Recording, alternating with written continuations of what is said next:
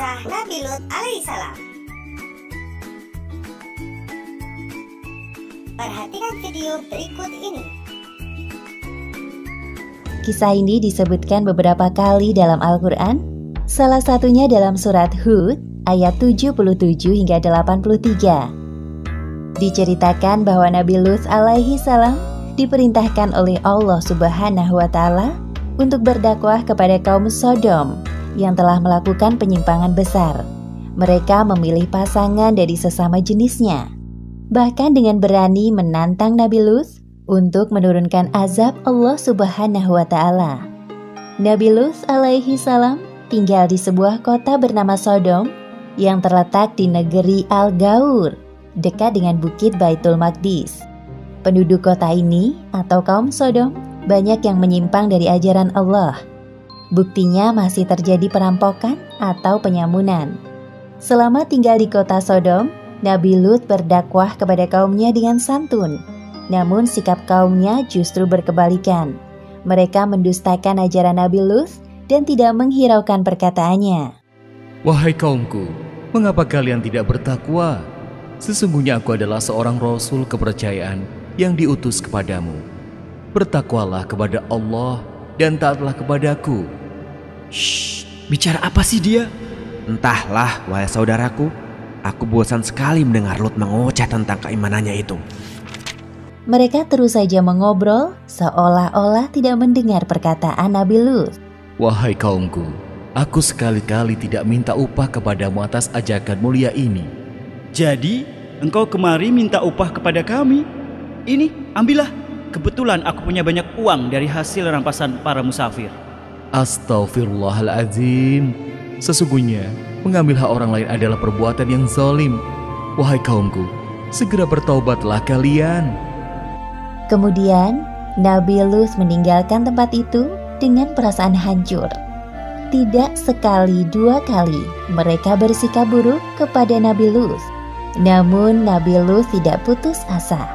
Beliau terus berdoa kepada Allah agar Allah membukakan pintu hati kaumnya yang telah menyimpang. Allah Subhanahu wa Ta'ala telah menciptakan manusia secara berpasang-pasangan. Laki-laki berpasangan dengan perempuan, begitu juga sebaliknya. Namun kondisi berbeda terjadi pada kaum Sodom. Para laki-laki dengan bangga memilih pasangan mereka dari jenisnya dan meninggalkan istri-istri mereka. Wahai kaumku, mengapa kamu mendatangi sesama lelaki di antara manusia, dan kamu tinggalkan istri-istri yang dijadikan oleh Allah untukmu? Bahkan kamu adalah orang-orang yang melampaui batas. Wahai Lut, mengapa engkau selalu ikut campur dalam urusan kami?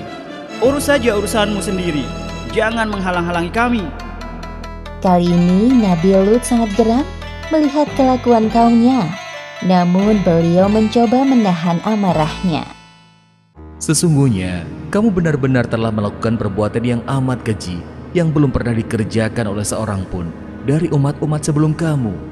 Hai Lut, sesungguhnya jika kamu tidak berhenti, benar-benar kamu termasuk orang-orang yang diusir. Sesungguhnya, aku sangat benci kepada perbuatanmu. Atas izin Allah, aku tidak akan semudah itu menyerah.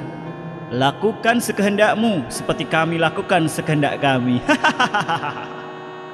Kerusakan moral dan akhlak pada kaum Sodom ini sangat sulit diperbaiki karena mereka tidak menyertakan Allah dalam kehidupannya. Maka dengan mudah hawa nafsu mereka dikuasai oleh syaitan. Ya Allah, mengapa kaumku dengan mudah melakukan itu? Di mana akal sehat mereka? Kesedihan Nabi Lut semakin bertambah manakala menyaksikan bahwa istrinya telah melupakan Allah Subhanahu wa Ta'ala. Seperti yang disebutkan dalam Al-Quran, surat At-Tahrim ayat 10. Allah membuat istri Nabi Nuh dan Nabi Lut perumpamaan bagi orang-orang kafir.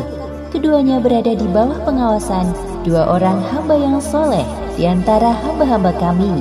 Lalu kedua istri itu berkhianat kepada suaminya. Hanya sedikit dari kaum Nabi Lut yang mau mengikuti ajarannya. Di sisi lain, penyimpangan seksual semakin terang-terangan dilakukan. Wahai kaumku yang malang, sebelum azab Allah tiba kepada kalian, segeralah kalian bertaubat. Sesungguhnya Allah Subhanahu wa Ta'ala itu Maha Pengampun lagi Maha Omong kosong semua itu, wahai Lut. Datangkanlah kepada kami azab Allah jika kamu termasuk orang-orang yang benar. Nabi Lut tidak habis pikir dengan permintaan kaumnya. Kemudian dalam keputusasaannya, beliau memohon kepada Allah. Ya Tuhanku, tolonglah aku dengan menimpakan azab atas kaum yang berbuat kerusakan itu. Beberapa hari kemudian, datanglah 3 malaikat ke rumah Nabi Lut. Mereka menyamar sebagai manusia yang rupawan. Tidak ada yang mengetahui tamu Nabi Lut kecuali istrinya yang durhaka. Semoga kaumku tidak menyadari kedatangan mereka. Ya Allah, selamatkan tamu-tamuku ini. Namun istri Nabi Lut malah memberitahukan keberadaan tamu-tamu suaminya kepada kaum Sodom. Tak lama kemudian terdengar suara ketukan dari luar. Ya Allah, pasti itu mereka. Pada saat itu juga, para malaikat utusan Allah mengungkapkan jati diri dan tujuan mereka datang ke kota Sodom. Hai Lut, sesungguhnya kami adalah utusan-utusan Tuhanmu. Sekali-kali mereka tidak akan dapat mengganggu kamu. Sebab itu, pergilah dengan membawa keluarga dan pengikut-pengikut kamu yang tertinggal kecuali istrimu. Hah? Jadi kalian... Ketukan pintu rumah Nabi Lut semakin keras. Kemudian Nabi Lut bergegas mendatangi arah suara. Buka pintunya wahai Lut, kami tahu engkau ada di dalam. Ada apa ini? Mengapa kalian bersikap seperti ini? Wahai Lut, kami dengar dari istrimu bahwa hari ini engkau kedatangan tamu-tamu yang rupawan. Sesungguhnya mereka adalah tamuku, maka janganlah kamu mempermalukanku. Jadi, engkau memang sengaja menyembunyikan mereka? Hah? Wahai kaumku, bertakwalah kepada Allah dan janganlah kamu membuat aku terhina. Banyak bicara, minggir kau. Atas perbuatan kaum Sodom ini, para malaikat itu membuat buta mata mereka. Hah? Ada apa dengan mataku ini? Kenapa aku tidak bisa melihat? Oh, tidak. Ini apa yang terjadi? Sepeninggal kaumnya, para malaikat itu berpesan kepada Nabi Lut, seperti yang disebutkan dalam Al-Quran, Surat Hud ayat 81. Sesungguhnya dia akan ditimpa azab yang menimpa mereka, karena sesungguhnya saat jatuhnya azab kepada mereka ialah waktu subuh. Bukankah subuh itu sudah dekat? Pada malam itu juga, Nabi Lut berserta anak-anak dan kaumnya yang beriman meninggalkan kota Sodom. Suara apa ini?